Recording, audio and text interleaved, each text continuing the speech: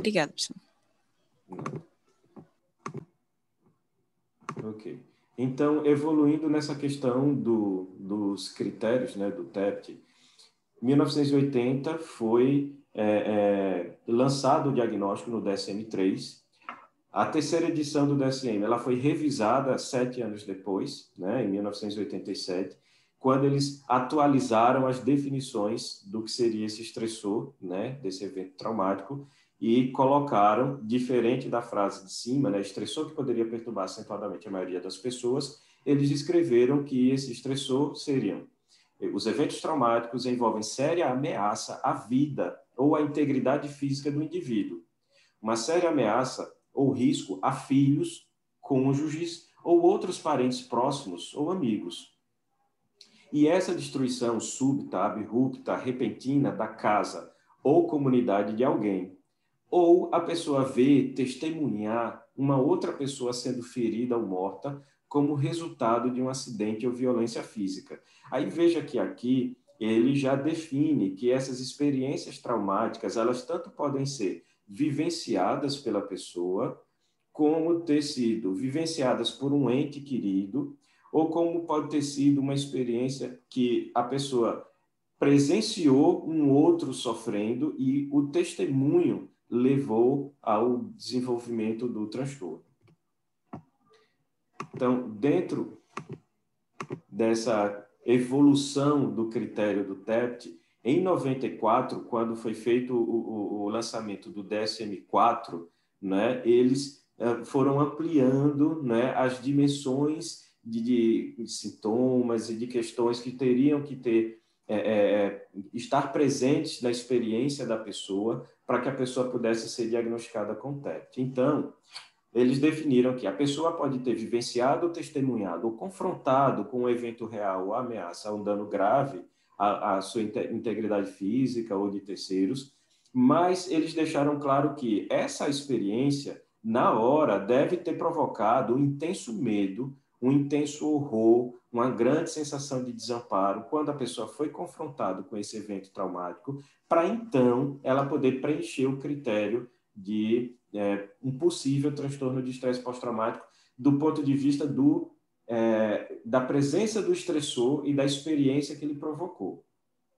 Veja que aqui o que a gente está falando, a gente nem chegou a descrever ainda os sintomas todos, a gente está descrevendo os critérios dos agentes causais que podem ser considerados como desencadeantes do transtorno. Né? Quando a gente avança nessa discussão e chega ao DSM-5, né, algumas mudanças continuaram acontecendo. O TEPT, no DSM-5, deixou de ser um transtorno considerado um transtorno do grupo dos transtornos de ansiedade para poder compor uma categoria específica de diagnóstico que faz parte do transtorno relacionado a estresse e trauma.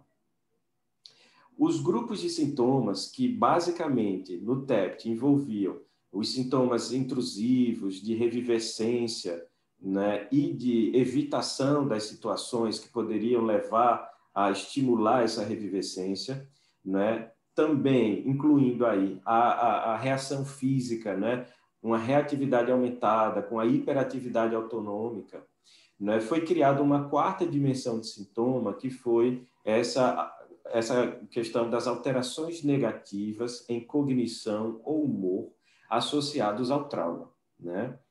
E o trauma sofreu mais uma atualização em sua definição e passou a ser definido como violência sexual real ou ameaça, lesão grave ou morte que o indivíduo experimenta ou testemunha, ou até se foi informado a respeito dela, se nesse caso foi um evento de violência, uma lesão inesperada, uma morte de um ente querido, ou se foi exposto a detalhes aversivos repetidos, como acontece com as equipes que trabalham com resgate, né? Então, tivemos, mais uma vez, uma atualização da definição do trauma como critério para poder diagnosticar o transtorno de estresse pós-traumático e uma inserção de uma nova dimensão de sintomas, né, em separado, que seria esse grupo de alterações negativas em cognição, humor associadas ao trauma, que antes essas dimensões no DSM-4 eram compostas mais pelos sintomas intrusivos, de evitação e de hiperatividade autonômica. Mas aí a gente pede para vocês visualizarem, né, um paciente que passou por uma experiência traumática. Então, veja só, a pessoa passa por uma experiência traumática. Imagina aquela moça que estava passando pelo túnel e foi abordada por aquele estuprador. Então, a reação dela, provavelmente, na hora ali, foi de um intenso medo, pavor, um susto, uma descarga adrenérgica intensa, aumentando a reatividade dela, né? E isso daí foi algo que ela foi carregando ao longo dos dias, e quando isso se deu já depois de uns 30, 40 dias do evento ocorrido, ela não conseguia se ver livre desses sintomas. Ela continuava tendo uma reatividade mais aumentada, insônia, reações de sobressalto, palpitações, né, tremores. Quando ela lembrava desse evento, ela lembrava disso em momentos intrusivos, assim, que ela não queria lembrar, mas esses pensamentos recorriam, né, voltavam à cabeça dela, tanto em pesadelos quanto acordada, dependendo da situação que ela experimentava. E ela, né, quando pensava em passar por um túnel, ou estava num lugar que era um ambiente muito vermelho, com as cores parecidas com aquele túnel, ou via um cidadão parecido com aquele estuprador, ela tinha essa reação de hiperatividade autonômica logo, ela já lembrava do evento e tinha uma experiência como se ela estivesse vivendo aquele evento novamente. Ela tinha uma revivescência. Por conta desse grande desconforto que ela sentia, ela acabava evitando toda e qualquer situação que pudesse lembrar daquele evento traumático que ela passou. Então, ela evitava passar por túneis, ela evitava encontrar com certos tipos de pessoas, né, para não se expor a pistas que fizessem ela recobrar a memória daquele evento traumático. Então, isso pode se dar em vários contextos, né? Então, imagina que vocês estão indo assistir, isso dá plantão no HGE. Quando vocês chegam na porta do HGE, vocês são abordados por um grupo de cidadãos num Gol preto e eles vêm todos encapuzados, né, põem uma arma na cabeça de vocês, ameaçam matá-los, roubam seus pertences e vão embora. E a partir daquele momento vocês ficam com uma sensação de desamparo grande, vocês ficam pensando que o mundo é um perigo, que não tem lugar seguro para vocês ficarem, né? Que as pessoas não são confiáveis, que a qualquer momento você pode ser traído ou pego de surpresa e abordado de novo, ameaçado, né, de morte de novo por outro grupo de pessoas. Sempre que vocês se deparam com um Gol preto, vocês lembram daquele assalto à mão armada que sofreram, nem querem sonhar em voltar no HGE, porque toda vez que vocês lembram do HGE, de ter que ir lá, vocês recobram, né, as sensações da experiência que vocês vivenciaram na hora daquele assalto e que vocês ficaram extremamente apavorados e desamparados naquele momento e vocês não querem repetir isso.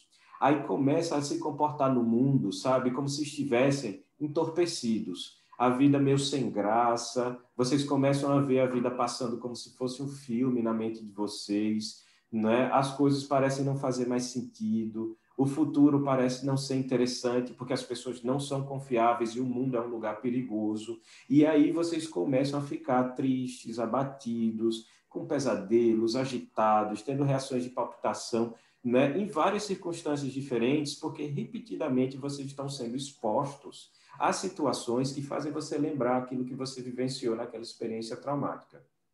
Então, no final das contas, o que vai compor o quadro de TEPT são essas dimensões de sintomas. Você imagina como isso pode mudar radicalmente o funcionamento da pessoa no mundo. Ela pode começar a ter problemas de relacionamentos, ela pode não conseguir mais desenvolver um relacionamento amoroso, ela pode não conseguir voltar ao trabalho, ela pode não conseguir sair de casa, né? Dependendo do contexto, da intensidade em que os sintomas se manifestam. Então, pode ser um transtorno quando a pessoa desenvolve TEPT, muito debilitante, que prejudica muito a qualidade de vida das pessoas e que podem fazer as pessoas perderem a experiência, a esperança de que a vida vale a pena ser vivida. E elas começam a levar a vida de uma maneira muito abatida, né? Muito desconectada. E isso é trágico na vida da pessoa, né? Então, se a gente vê a evolução dos conceitos, das definições e do espectro de sintomas envolvidos no TEPT, a gente observa que houve uma variação muito grande desde a sua criação como diagnóstico definido em 1980 até a criação do DSM-5 em 2013, né, com lançamento em português em 2014. Mas aí a gente volta para o TEPT. Né? Essa definição da Associação Americana, inclusive, é uma definição bastante detalhada e diferente da descrição, da definição de TEPT pela Classificação Internacional de Doenças, a CID-10. Por isso, dependendo do critério diagnóstico que você utilize, você pode ter até uma prevalência de TEPT maior ou menor, a depender, né, do rigor desse critério. Mas vamos ver aqui os critérios da Associação Americana. Né? TEPT definido como transtorno no qual houve uma exposição a um evento traumático ou estressante. Isso é necessário para poder você pensar no diagnóstico. E esse diagnóstico, ele pode tanto aparecer com sintomas logo depois do evento traumático, ou isso pode demorar a acontecer meses depois. Algumas pessoas vão desenvolver TEPT anos depois do evento traumático que vivenciou. Isso é possível. Né? Didaticamente, os critérios do DSM para o TEPT separam os critérios em necessidade de exposição ao trauma, os sintomas que são apresentados, dos critérios B, C, D e E, de acordo com aquelas 4 dimensões que a gente comentou. Tem uma questão relacionada a tempo. O TEPT é um transtorno que, para ele ser diagnosticado, precisa ter se passado pelo menos 30 dias entre o evento traumático que a pessoa vivenciou e como ela está sendo avaliada naquele momento. Então, uma pessoa que passou por um evento traumático hoje, e hoje ela teve uma reação de agitação, transtorno, hiperatividade autonômica, essa pessoa não recebe diagnóstico de TEPT naquele momento, porque aquela reação aguda que ela está tendo, em 48 horas, inclusive, ela pode até ser considerada normal e não ser encaixada como diagnóstico. A partir de 48 horas até 30 dias, se a pessoa não melhora dessas reações ao trauma que vivenciou, ela pode se encaixar num transtorno de estresse agudo. E a partir de 30 dias do evento traumático, ela ainda não tendo melhorado da situação que ela vivenciou 30 dias atrás, ou ela começando a desenvolver sintomas, né, 30 dias depois ou mais dias depois de ter passado pelo evento traumático, ela pode então ser encaixada como o TEPT. Então, muitas vezes, quando a pessoa sofre um evento traumático e ela chega na unidade de emergência, onde vocês podem receber essa pessoa para poder tratar, né, manejar nesse primeiro momento, aquela pessoa que acabou de sofrer o evento traumático, ela não tem TEPT, e as providências que a gente deve tomar são providências para poder orientar a pessoa como se comportar e procurar ajuda, caso ela não vá melhorar e ela vá agravar os sintomas, perpetuar os sintomas, cronificar os sintomas, para ela entender o que pode ser aquilo, né, que é o TEPT se constituindo. E aquela pessoa, depois daquele evento traumático, pode se resolver a situação dela em poucas horas ou dias e ela não desenvolver um transtorno, né, definido dessa forma. E, claro, né, diante de tudo isso que a gente fala, o transtorno acaba sendo algo que provoca muito sofrimento, né, na pessoa, senão não seria possível o diagnóstico de um transtorno mental, né, sem esse sofrimento associado, e se deveu à experiência traumática que a pessoa realmente vivenciou e não a algum efeito adverso de um remédio que ela venha ter tomado. Então, Professor, oi. é só uma pergunta sobre isso. A única diferença do transtorno do estresse agudo e o transtorno do estresse pós-traumático é só o tempo permanecendo todos os outros critérios? Não. O transtorno de estresse agudo, ele vai trazer critérios mais voltados também a sintomas dissociativos. Mas o que vai marcar claramente a diferença entre eles é que os sintomas eles podem ser parecidos, mas mesmo que sejam idênticos, a questão tempo é quem vai definir o que é um ou o que é outro. Mas o critério do transtorno do estresse agudo acaba sendo um pouco diferente, né, para você chegar a esse diagnóstico nesses momentos iniciais pós-evento traumático. O TEPT em si, quando a gente fala do diagnóstico dele, como falamos, você precisa ter passado por essa experiência traumática, vivenciado, testemunhado, sabido ou sido exposto, né? Agora, uma vez acontecendo isso, você desenvolvendo os sintomas intrusivos, por exemplo, eles podem se manifestar de várias formas diferentes. Eles podem ser lembranças angustiantes, recorrentes, involuntárias, podem ser pesadelos e podem ser a própria experiência de reviver todo aquele episódio que você passou, né, que seria o flashback. Agora, o que é que a gente precisa deixar claro aqui? Veja, para a gente diagnosticar TEPT, a pessoa não precisa necessariamente, obrigatoriamente, ter que ficar tendo flashbacks recorrentes. A pessoa pode ter essa recorrência dessas ideias intrusivas a partir de sonhos e a partir de lembranças acordado mesmo. E essas lembranças, obviamente, provocam um grande sofrimento para a pessoa, né? E normalmente vêm associadas a reações fisiológicas. Por conta desse desconforto que a pessoa sente, ela quer evitar sentir aquilo de novo. Então, ela passa a apresentar comportamentos de esquiva de lugares, pessoas, objetos ou situações e até conversas que possam fazê-la lembrar do evento traumático. Qual é o interessante desse aspecto aqui? É que quando a gente está fazendo uma avaliação psiquiátrica, né, até no ambulatório, fora do ambiente de emergência, é importante que a gente faça uma busca ativa, né, perguntando sobre experiências traumáticas que a pessoa vivenciou, porque pode ser que ela, espontaneamente, não venha falar do evento traumático que ela passou, e isso já ser um próprio sintoma de evitação do próprio transtorno que ela já desenvolveu. Ela não fala porque ela não quer lembrar daquilo, mas se você tocar naquele assunto, ela com desconforto, às vezes com muita emoção, ela pode admitir, né, a situação estressante que ela vivenciou e acabar, a partir daí, também desenvolvendo uma história que vai deixar mais claro para você que ela acabou desenvolvendo um quadro complexo, né, como o TEPT é a partir dessa experiência traumática anterior. Então, a partir disso, né, essa pessoa também começa a ir piorando dessas relações pessoais e com o mundo, e aí passa a ter essa ideia negativa das coisas, das pessoas, né, e vendo o mundo como um lugar pouco agradável para se estar, para se viver, e ela completa, né, esse cenário, né, muitas vezes descrevendo quanto que ela sente raiva das pessoas, do mundo, ou culpa pelo que passou, ou vergonha pelo que ela vivenciou, medo daquilo se repetir, e isso daí fazer com que ela não seja capaz mais nem de experimentar mais sensações de felicidade, de alegria, de satisfação, né? Então, tem uma característica que você vê a pessoa como se ela estivesse murchando para a vida, né?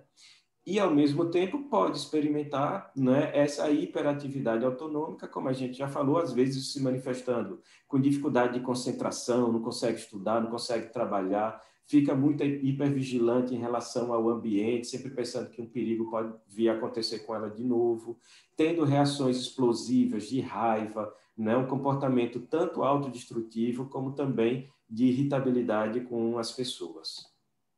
Aí junta tudo isso, né? E aí você vai ter esse componente do transtorno do estresse pós-traumático.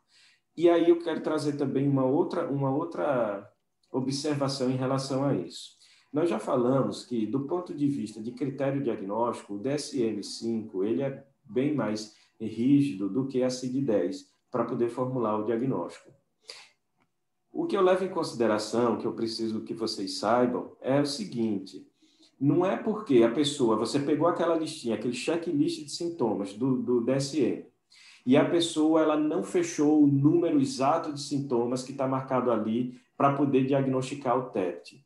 né? Você pode não ter fechado o diagnóstico do TEPT, mas você pode indicar que aquela pessoa tem um quadro subsindrômico, né? E esse quadro pode ser tão prejudicial para a qualidade de vida daquela pessoa como o quadro que fechou o critério diagnóstico.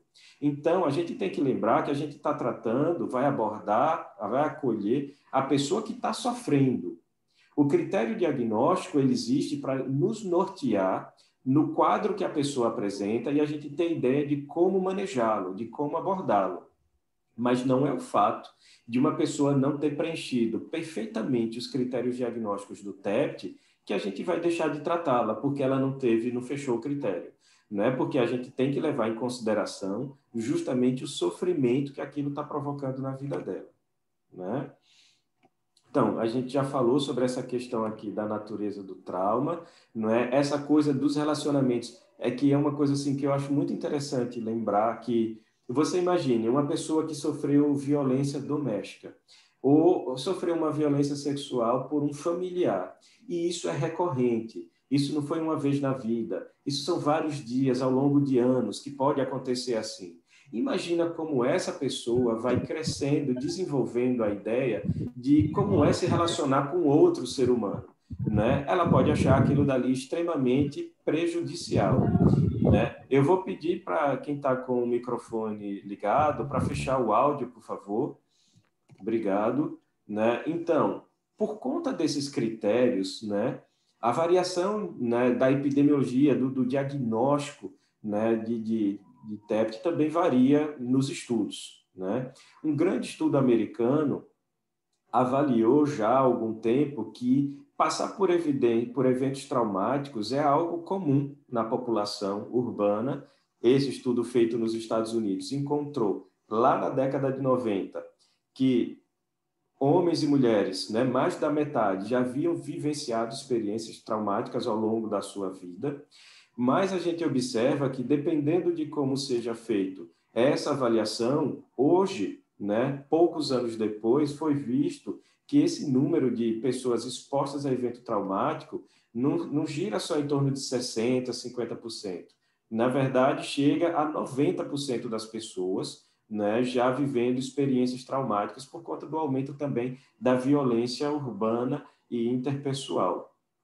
Isso coloca também que aqui nessa sala, enquanto a gente está falando, imagina, 90% das pessoas que já passaram por evento traumático, quanto é o risco de desenvolver, né, de ter alguém até aqui mesmo na aula que possa já ter desenvolvido o TEPT.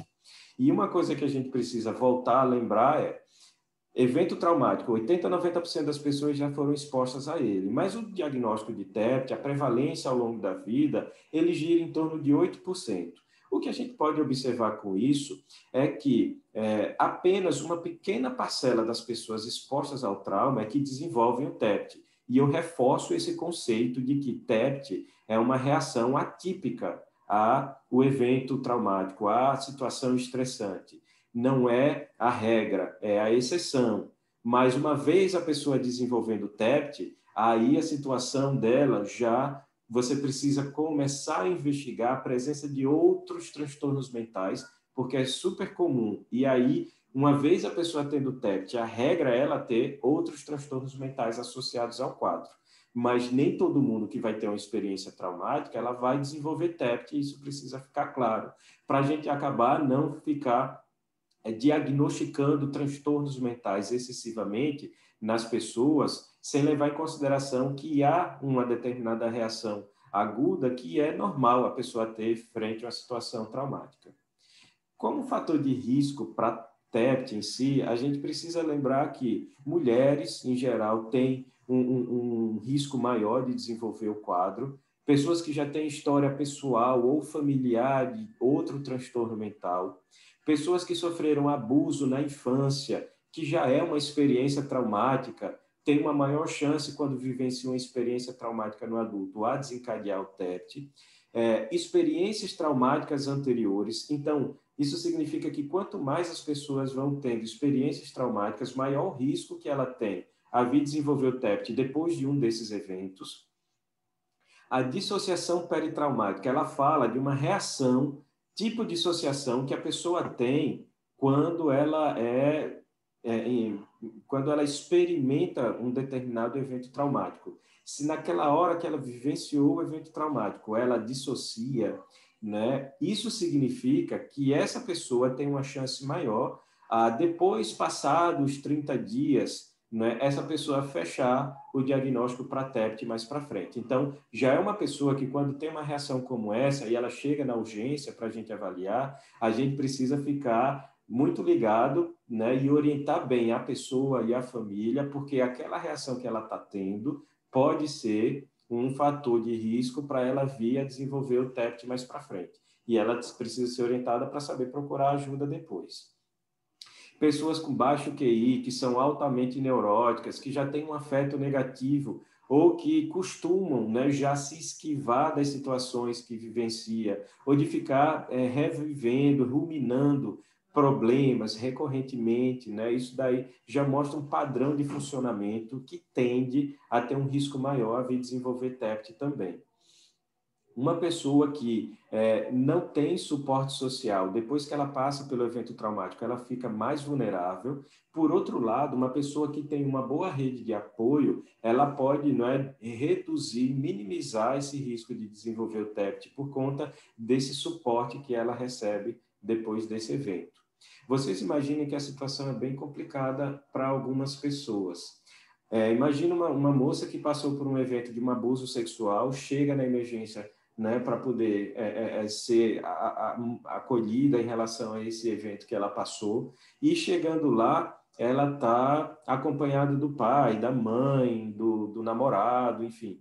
E a pessoa que está acompanhando ela começa a xingá-la, a criticá-la, a dizer que a culpa de ter passado por aquele abuso é dela, por causa da atitude, ou da roupa, ou da situação em que ela se expôs. E isso daí, ao invés de ajudar a pessoa, aumenta a sensação de vergonha, humilhação, culpa e o risco de vir desenvolver o transtorno de estresse pós-traumático em outro momento, né?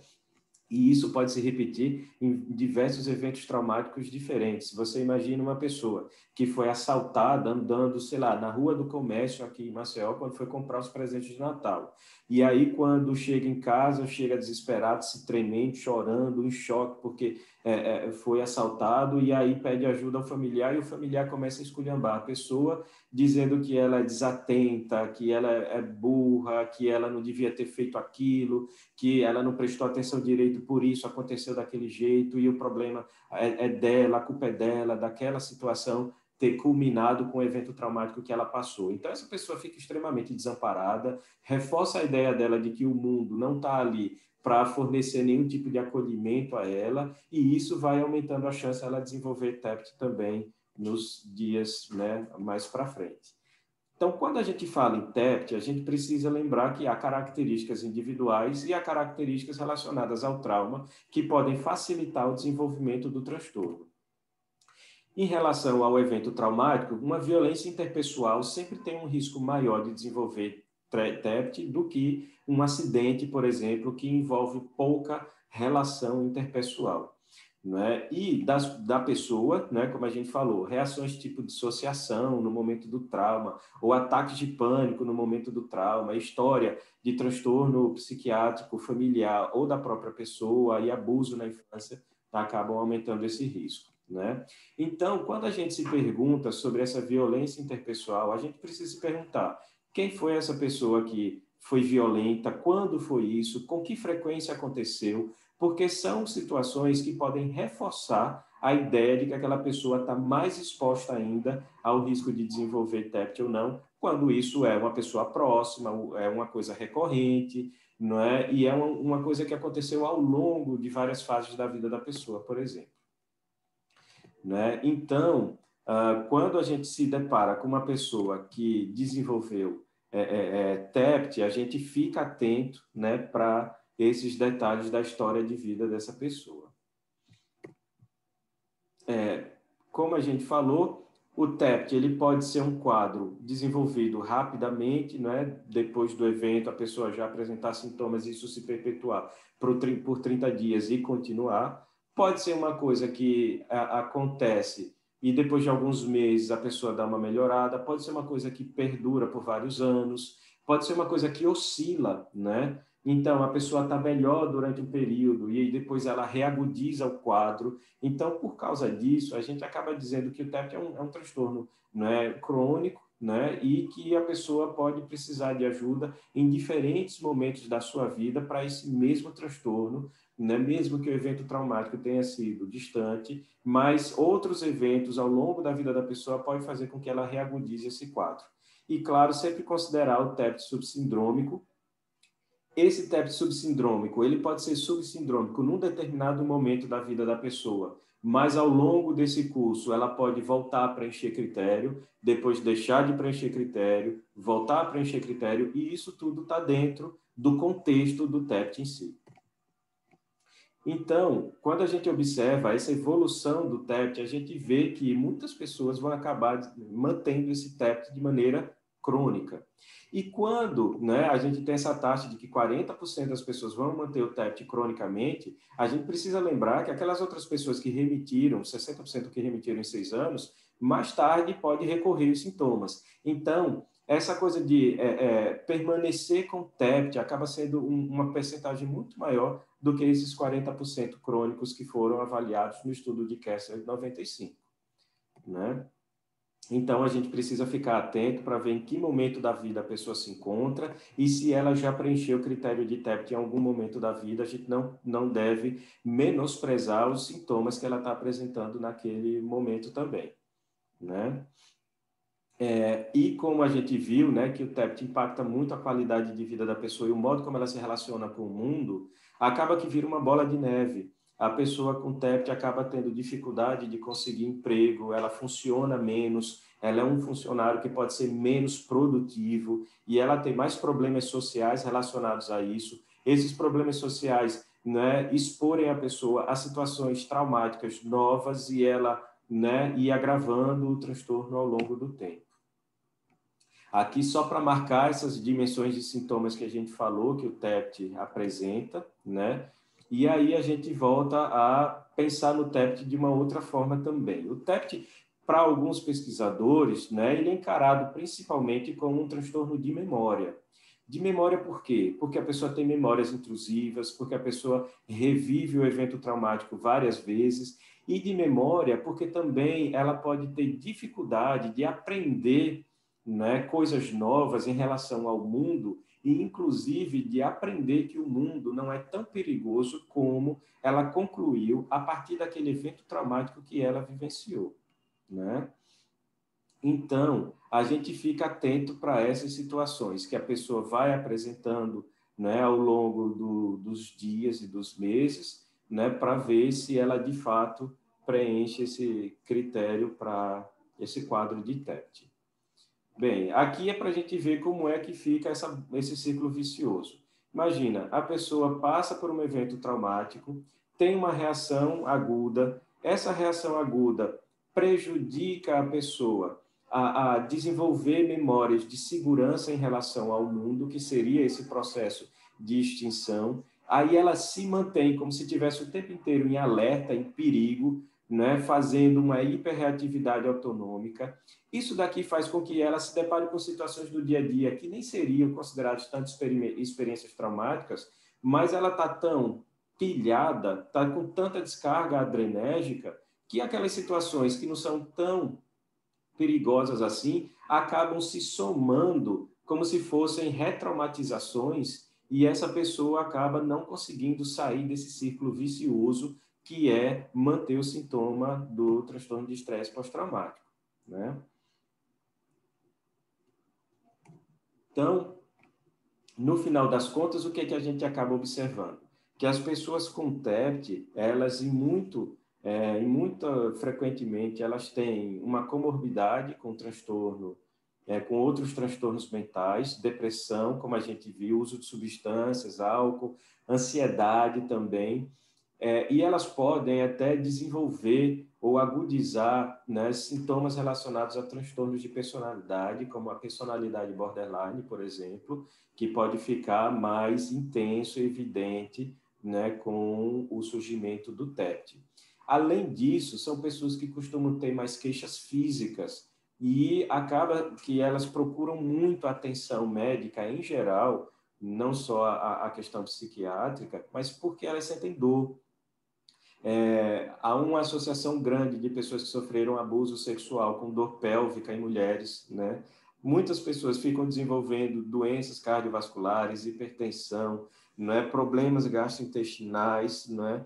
Então, a gente nota que essas pessoas acabam desenvolvendo muitos sintomas físicos que levam ela a procurar o tratamento para essas queixas físicas, e quando isso é recorrente, não se vê uma causa específica, a gente precisa estar atento, né, à vivência psicológica dessa pessoa, e uma das coisas que precisa ser investigada é o transtorno de estresse pós-traumático, né?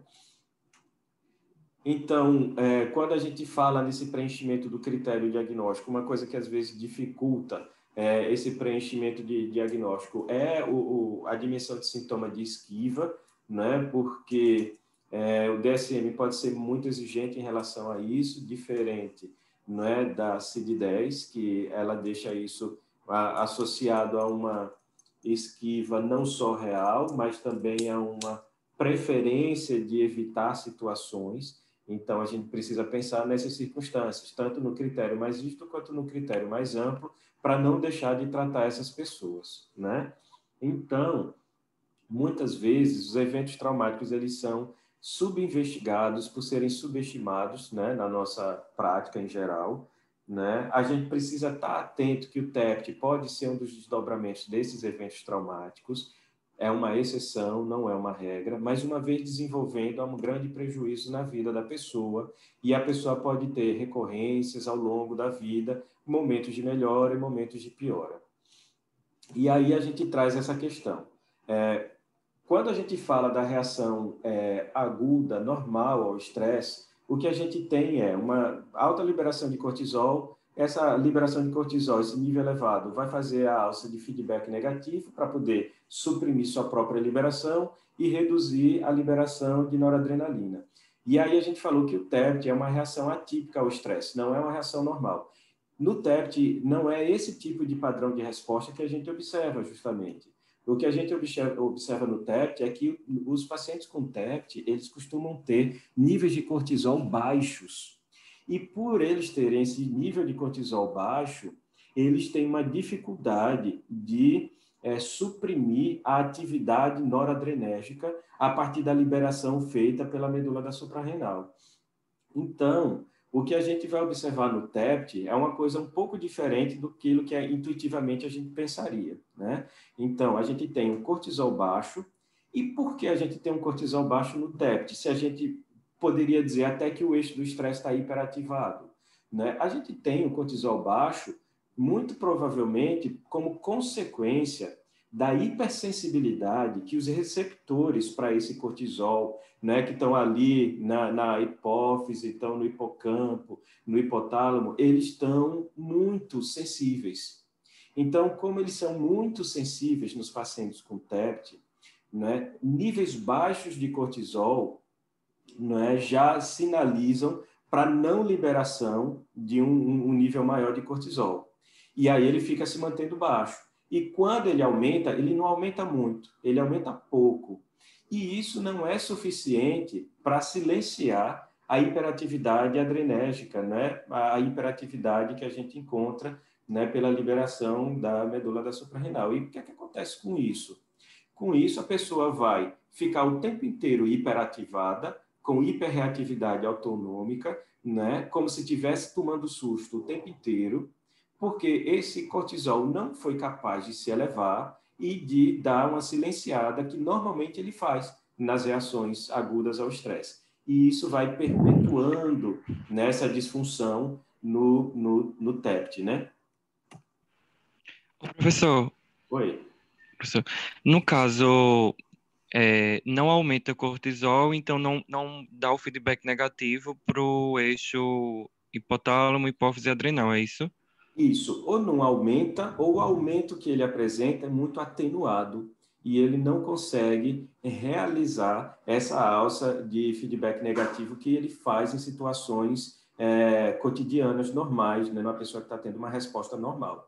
Então, Essa é a grande distinção que os pacientes com TEPT acabam apresentando, né? De ficar mantendo níveis de cortisol baixo e perpetuando o nível alto de noradrenalina. Essa gangorra fica desequilibrada, né? Então, isso é contraintuitivo. Normalmente, quando a gente pensa em estresse, transtorno pós-estresse, a gente acaba pensando em alto nível de cortisol. No TEPT, a gente precisa pensar dessa maneira diferenciada. A gente tem uma sensibilidade tão grande nos receptores que esse cortisol não se eleva e a não elevação desse cortisol, apesar de ser percebida, né, lá pelo eixo hipotálamo hipófise adrenal, ele não é percebido pela suprarrenal para conter a liberação da noradrenalina. Então, o problema maior vai ser uma hiperatividade de eixo hipotálamo hipófise adrenal que não apresenta um aumento proporcional de cortisol e, com isso, não tem o silenciamento de noradrenalina que a gente precisaria ter, né? E aí essa história, esse desequilíbrio é que estaria marcando a cara do TEPT, né? Então, resumindo o que a gente falou, a gente tem uma hipersensibilidade de eixo hipotálamo hipófise adrenal. Professor, aí no caso, isso vai se apresentar depois de um mês? Olha, a pergunta que você está fazendo é muito difícil nesse sentido para responder. Por quê? Tem estudo que mostra que a pessoa já tem o cortisol baixo logo depois do evento traumático. E esse cortisol baixo, né, já fala que é um fator de risco para a pessoa vir desenvolver TEPT depois. Então, não é uma coisa que só depois de um mês ela vai desenvolver. Ela já tem, basicamente, isso na constituição dela. Uma coisa que acontece, uma coisa curiosa que já foi investigada, imagine só, mulheres que passaram pelo aquele acidente de 11 de setembro, em Nova York, né? Mulheres grávidas que desenvolveram, que vivenciaram aquela situação estressante, as crianças, os filhos delas foram avaliados depois, né? E aí o que foi observado? Que as mulheres grávidas que passaram pelo 11 de setembro e elas desenvolveram TEPT, os filhos delas já apresentavam níveis baixos de cortisol, em comparação com aquelas mulheres grávidas que vivenciaram o 11 de setembro e não desenvolveram TEPT. Como se essas crianças tivessem herdado essa manifestação de manter cortisol baixo, expondo essa pessoa a maior atividade noradrenérgica ao longo dos estresses que ela fosse vivenciando na vida. Entende? Então, provavelmente, essa marca, ela é uma marca de baixo cortisol no momento do evento traumático, um pouco depois desse evento traumático, muito tempo depois desse evento traumático, até antes. Só que para complicar a história, é por isso que eu digo que é difícil a gente explicar só dessa forma, nem todo paciente acaba apresentando esse padrão. Tem paciente que já foi identificado como tendo em alguma fase cortisol alto? Teve, né? A explicação para isso fica no limbo, porque fica se perguntando, esse cortisol alto que foi detectado naquele momento, ele está alto o tempo inteiro, ele subiu só naquela hora daquela avaliação, né? Ele subiu há pouco tempo, ele subiu e desceu numa velocidade muito grande, né? E na maior parte do tempo permaneceu baixo. Bem, a questão é que hoje o que se formula de hipótese em relação ao TEPT é basicamente essa questão de uma hipersensibilidade de eixo hipotálamo hipófise adrenal fazendo uma liberação de cortisol em nível baixo e uma hiperatividade noradrenérgica por conta dessa falta de equilíbrio que o cortisol poderia provocar, né? Agora, claro que muita coisa ainda vai precisar ser estudada para poder esclarecer essa situação, por que acontece em alguns momentos e não em outros, em que situações acontece mais, né, do que em outras, e se todo mundo estaria com essa mesma suscetibilidade ou haveria grupos diferenciados dentro do próprio transtorno de estresse pós-traumático. Mas é uma das formas para se explicar essa hiperreatividade autonômica consistente, continuada, recorrente, que acontece com os pacientes com TEPT, né? Então, aqui só reforçando essa ideia, né, que o cortisol é importante para terminar essa fase de alarme, e sem ele a pessoa fica presa nessa fase de alarme, e isso daí faz com que essa pessoa esteja vivenciando situações tensas, né, a todo momento. E isso daí leva até a ela ficar consolidando experiências traumáticas repetidas e dificultando ela aprender que as situações não são tão perigosas assim para ela poder se livrar do TEPT, né? Então, aqui é só falando aquela questão que a gente já falou agora há pouco, né? Repetindo. Aqui é a história que eu contei para vocês agora, né? Que já foi observado, né? Em crianças, né? Filhas de mulheres que sofreram com ataque às torres gêmeas. O que acontece aí por outro lado, né? Veja só. Pacientes com TEPT, eles podem ter um menor volume do hipocampo. O menor volume do hipocampo, em geral, está associado a um estresse crônico, né? O estresse em si, ele pode levar a algumas modificações do sistema nervoso central. Ele pode levar a um aumento do volume e da atividade da amígdala, que é justamente a estrutura que fica marcando, né, para a gente, afetivamente, o que é que seria perigoso ou de uma valência afetiva muito intensa, e aí ela pode aumentar nas pessoas que sofrem com estresse crônico. Por outro lado, o estresse crônico leva a pessoa, né, a atrofiar hipocampo e leva a pessoa a atrofiar, a diminuir a atividade de córtex pré-frontal. Com isso, as pessoas elas podem ter mais dificuldade de saber tomar decisões na vida dela e, a partir daí, fazer escolhas que venham a prejudicá-las e a expô-las a mais situações traumáticas ainda, né? E isso daí perpetuando, né, a ideia de risco para desenvolver o TEPT. Então, normalmente, o que é que a gente tem quando a gente passa por uma situação que andar na rua do comércio é uma coisa neutra, né? Aí você está andando na rua do comércio e sofreu um assalto à mão armada. Esse assalto à mão armada já vai fazer o passeio ao comércio parecer algo perigoso. Aí você tem esse passeio que parece algo perigoso na rua do comércio pela experiência que você teve, você ainda se sente mais tenso, alerta ainda por estar revivendo essa situação lá, porque você também não consegue controlar o teu eixo de estresse, né? E com isso daí você acaba querendo evitar essa situação. E aí quando você evita essa situação, você vai reforçando para você a ideia de que é melhor evitar o mundo, porque o mundo é perigoso, perpetuando a lógica que a pessoa tem dentro do pensamento do TEPT. Né? Então, dá para entender assim como é o funcionamento alterado de uma pessoa que enxerga o mundo como sendo perigoso para si o tempo inteiro, e isso daí fazendo ela ser mais sensível às experiências do dia a dia do que uma pessoa que não vivenciou esse quadro, né? Porque ela está sempre ali, frequência cardíaca alta, coração disparado, tensa, alerta, se sentindo ali sem ajuda, desamparada, o mundo é um perigo, e eu passo por uma situação que me faz confirmar isso, eu vou só reforçando o TEPT que eu apresento. Aqui é um esboço para tentar demonstrar do porquê acontece esse baixo nível de cortisol. Isso daqui fala muito de uma pessoa que vivenciou uma experiência traumática na infância, né? Uma experiência muito precoce, e a partir daí ela começou a ter mudança na expressão de genes que estão relacionados a proteínas que vão modular a sensibilidade dos receptores glicocorticoides no eixo hipotálamo e hipófise adrenal.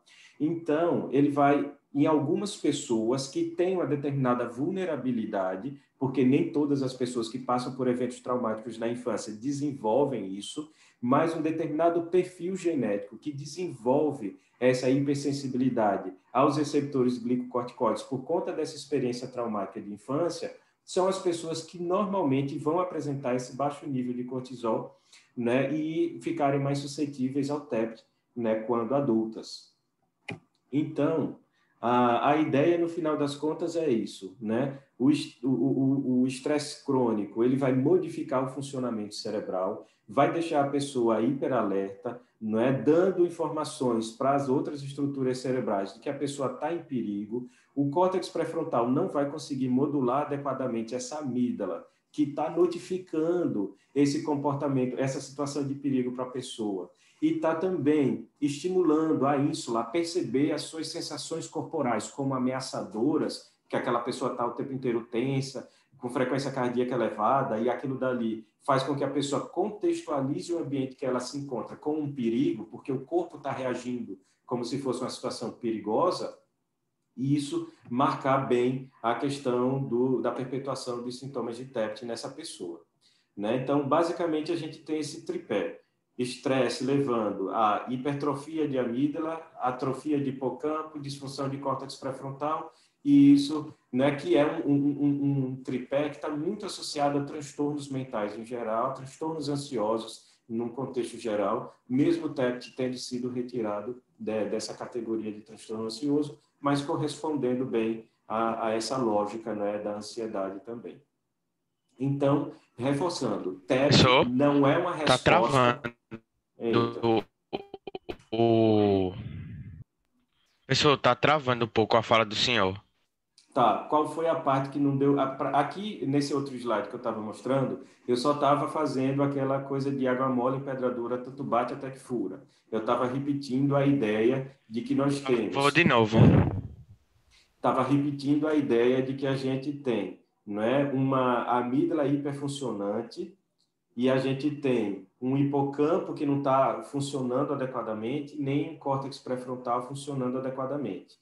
E aí a gente tem uma amígdala que está liderando no nosso corpo uma atividade de maior ansiedade, de resposta emocional de ansiedade, e isso daí vem perpetuando no TEPT por conta dessa predisposição que a pessoa já tinha a apresentar esse tipo de padrão de Professor, funcionamento. continua travando um pouco. Continua.